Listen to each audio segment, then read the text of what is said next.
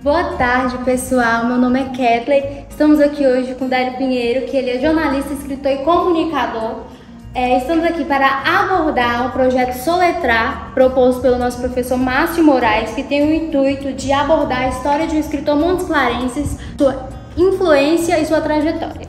Vamos dar início. Délio, é uma gratidão estar aqui com você hoje. Muito obrigada pela oportunidade. E a gente vai dar início com a primeira pergunta. Qual a sua história com relação à leitura e o que te inspirou a começar a escrever? Kathleen, primeiro, muito obrigado pela sua presença aqui, de Ana Vitória também, do professor Márcio, que é meu colega da Academia de Letras. Fico muito feliz que ele tenha aberto esse espaço aqui para falar sobre a produção que é feita em nossa cidade. E antes de responder a sua pergunta, a cidade de Montes Claros deu ao Brasil e ao mundo dois imortais da Academia Brasileira de Letras, que são Darcy Ribeiro e Ciro dos Anjos. Então é uma cidade que tem uma tradição literária formidável. Então fazer parte da academia, para mim, é motivo de orgulho. E já respondendo a sua pergunta com relação ao que me levou, né, a escrever, eu sempre fui um grande leitor. Acho que é um caminho natural. Quem se atreve a escrever, primeiro tem que gostar de ler. E eu fui um grande leitor. Eu fui um leitor apaixonado. Comecei com os gibis lá em Serranópolis, a minha terra natal. Meu pai, ele tinha um cuidado muito grande de assinar para nós de casa a revista Veja, de levar revistinhas para que nós pudéssemos ler. Meu pai instalou a primeira antena parabólica de Serranópolis lá nos anos 80 do século passado. Então ele gostava que tivéssemos acesso à comunicação, à informação. Isso na minha vida fez uma diferença enorme. E foi a paixão pelos livros, a paixão como leitor é que me levou posteriormente a escrever hoje o que eu faço com tanto carinho e com tanta devoção. Então, como é seu processo de criação literária a momentos específicos? Já passou por algum bloqueio criativo? Não, nunca passei não, mas é curioso, eu não vou lembrar quem disse isso, mas teve um escritor que falou que ele não faz poesia quando ele quer, e sim quando a poesia quer. Isso se aplica também em qualquer outro gênero, conto, romance, crônicas, realmente tem a ver com essa inspiração.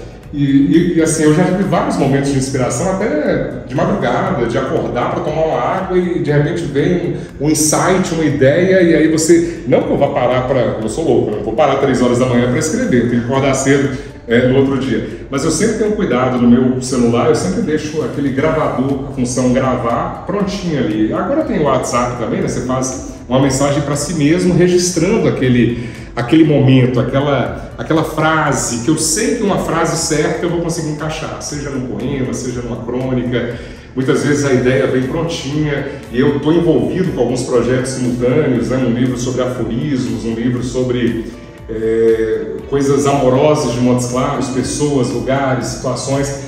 Então essa inspiração ela não tem hora para chegar, mas até hoje eu não passei por nenhum processo de me sentir vazio, assim, sem inspiração, mas pode acontecer, né? Mas eu procuro sempre estar sempre exercitando, lendo muito, vendo séries boas, porque a gente acaba se nutrindo, né, de coisas artísticas e isso ajuda também no processo. Muito importante.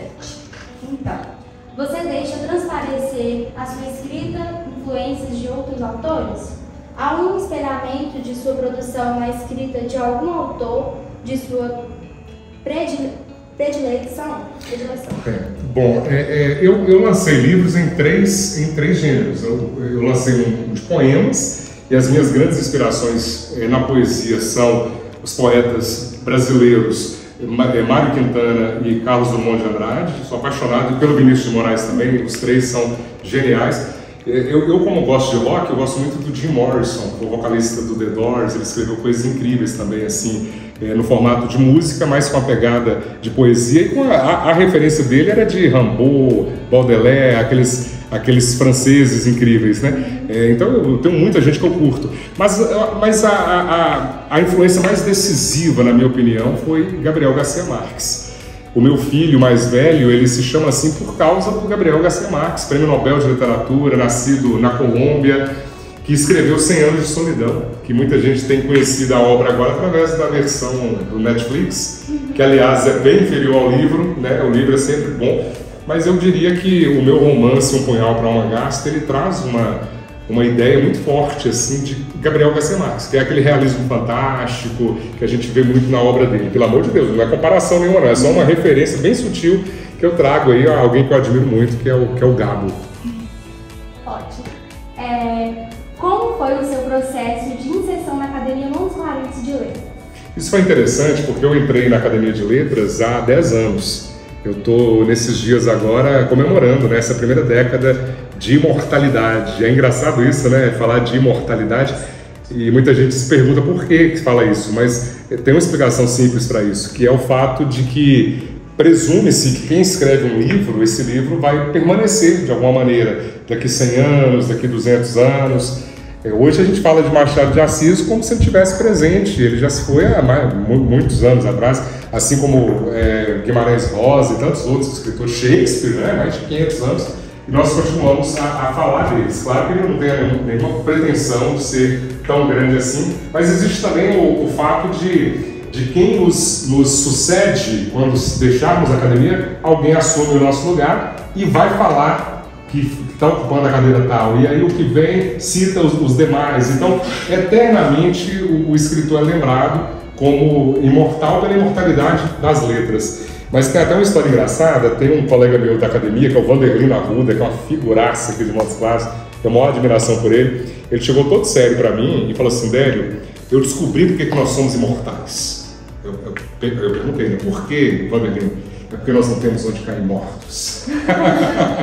Achei genial a fala dele, mas é um orgulho fazer parte da Academia de Letras de Montes Claros, pelo fato de ser a casa de Simeão Ribeiro, Hermes de Paula, Dona Ivone Silveira, o próprio Vanderlino, que eu já citei, o professor Márcio e tantos outros que fazem parte, né, de várias gerações aí e que mantém viva a academia. E quem me convidou para a academia foi o Itamauri Teles, é o meu padrinho, o escritor Itamauri, nascido em Porteirinha, ele que me fez o convite. E eu fui aprovado por Ivone Silveira, então eu não entrei lá assim de bobeira não, foi a Dona Ivone que falou: não, está aprovado. Então fiquei muito feliz em fazer parte dessa pleia de escritores. Bacana. Então a gente vai passar, eu vou passar a fala para minha colega. Ana Vitória. Eu vou continuar com as próximas perguntas. Além da literatura, há outra arte presente em sua vida com a qual flerta? Eu sou apaixonado por música. Eu diria que eu sou um músico frustrado, que eu não toco absolutamente nada, mas sou apaixonado. Tenho coleção de discos de vinil, mas não sou apegado ao passado, gosto de streaming também, ouço música todos os dias. Tenho uma paixão pela música e pela sétima arte, que é o cinema. Também sou um grande cinéfilo, mas tem até um sonho, fica aí a hashtag, né, fica a dica, né, de ter algum livro meu adaptado para o cinema ou para alguma série, e realmente seria algo fabuloso. Mas eu gosto de música, gosto de cinema, mas eu gosto sobretudo dos livros, são os grandes companheiros. Eu li recentemente que o ex-presidente americano Franklin Roosevelt, ele, ao ir para a biblioteca da Casa Branca, ele podia estar com a roupa de dormir, ele vestia uma roupa boa, uma roupa adequada para ir. Quando alguém perguntava: você está arrumando para ir para a biblioteca? E ele falava: agora eu vou ter um encontro com os grandes homens e mulheres da humanidade. É esse respeito que a gente tem que ter com os livros, né? Então ele entendeu isso, e eu tenho maior admiração pelos escritores, pelas escritoras. Sim. Como você divulga o seu trabalho? Hoje, Ana Vitória, eu tenho a sorte, né, de paralelo ao meu trabalho, que eu não coloco como trabalho, meu hobby como escritor, eu tenho um trabalho muito sólido como jornalista, como comunicador, como influenciador digital, né? Eu tenho muitos seguidores, quase 80 mil seguidores, então eu consigo vender os meus livros, eu consigo divulgar os meus cursos, as minhas palestras com a rede social. Então é uma mão na roda realmente, né? Eu realizo cursos todos os meses, cursos de oratória em nossa cidade. E em momento algum eu divulguei esse curso, eu fiz impulsionamento, nada disso, sempre de uma maneira orgânica. Então mostra que essa divulgação eu consigo fazer de um jeito bem interessante usando minhas próprias redes sociais. E os amigos, né? Quando alguém gosta do livro, indica, e acaba sendo algo muito positivo também. Que conselho você daria para aspirantes escritores que desejam ser publicados? Leiam. Antes de mais nada, tem que ser um bom leitor. Não existe escritor, não existe fórmula mágica para você se tornar um bom escritor, ou no meu caso, um esforçado escritor. Você precisa ter o quê? Leitura, vivência com os livros, isso é fundamental. Eu tive isso desde muito novinho, quando eu passei a ler revistinhas. Eu gosto muito de citar aqui uma opinião do Rubem Alves, que eu corroboro inteiramente, filósofo mineiro. Rubem Alves falava assim: vocês imaginam quantos leitores que nós perdemos na Vitória? Quando um professor de português e letras chegou para um aluno de 10 anos, de 11 anos, de 12 anos, e pediu para que ele lesse Machado de Assis e fizesse um fichamento. Isso é terrível. Não tem nada de errado com Machado de Assis, muito pelo contrário, é o nosso gênio maior. Mas o que tem de errado é a maturidade insuficiente de alguém de 12 anos que não vai entender Machado de Assis, que vai achar chato, que vai achar maçante, porque o leitor não está preparado ainda. E por essa razão passa-se a acreditar que ler é chato, ler é maçante. Mas se esse menino de 12 anos começasse a ler Arthur Conan Doyle, que é o escritor que fez o Sherlock Holmes, se fosse ler Tolkien, que é o Senhor dos Anéis, se fosse trazer algo mais agora recente, né, o Stephenie Meyer, aquela série lá, e que é divertida, a beça, Lua Nova, aquela Crepúsculo, é ali que ele vai gostar de ler. A gente vai ler divertido. Eu estou vendo um filme aqui na minha cabeça e naturalmente, com o passar do tempo, quem que ele vai encontrar na sua idade mais madura? O grande Machado de Assis. E vai poder saborear com profundidade, com prazer de ler uma grande obra. Então, é uma construção. Então, e não adianta os pais acharem que criança vai ler só porque ele pediu, não. Pai e mãe tem que ler na frente dos filhos. Mostrar para os filhos que é divertido, que é bom, que é através do exemplo que a gente consegue influenciar outras pessoas. É isso? Muito obrigada.